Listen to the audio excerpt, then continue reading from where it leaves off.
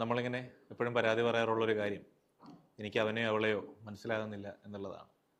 സ്നേഹിക്കുന്ന മനുഷ്യരെ പോലും മനസ്സിലാക്കാൻ പറ്റുന്നില്ല എന്നുള്ളത് മനുഷ്യരുടെ വലിയ സന്ദേഹങ്ങളിലൊന്നാണ്. പെട്ടെന്ന് ആലോചിക്കാൻ കാര്യം, വില്യം ഫോക്നറുടെ ആസയിലെ ഡൈയിങ്, ഞാൻ മരിക്കാൻ കിടന്നപ്പോൾ എന്നൊരു കഥ വായിച്ചു. ഒന്നുമില്ല, അടി എന്ന് പറയുന്ന കഥയിലെ അമ്മ മരിക്കാൻ കിടക്കുകയാണ്.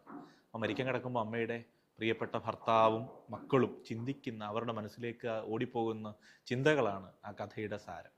ഭർത്താവ് ചിന്തിക്കുന്നത്, അടി മരിക്കുമ്പോൾ നഗരത്തിലുള്ള ശ്മശാനത്തിൽ പോയി അടക്കാൻ കഴിഞ്ഞാൽ പോകുന്ന വഴിക്ക് വെപ്പുവല്ല് വാങ്ങിക്കാൻ കഴിയുമല്ലോ എന്നുള്ളതാണ്. മൂത്ത മകൻ, അവൻ ഈ ശവപ്പെട്ടി ഉണ്ടായിക്കൊണ്ടിരിക്കുക അമ്മയ്ക്ക് വേണ്ടി. അവൻ ശവപ്പെട്ടിയെ പറ്റിയിട്ടാണ് ആലോചിക്കുന്നത്.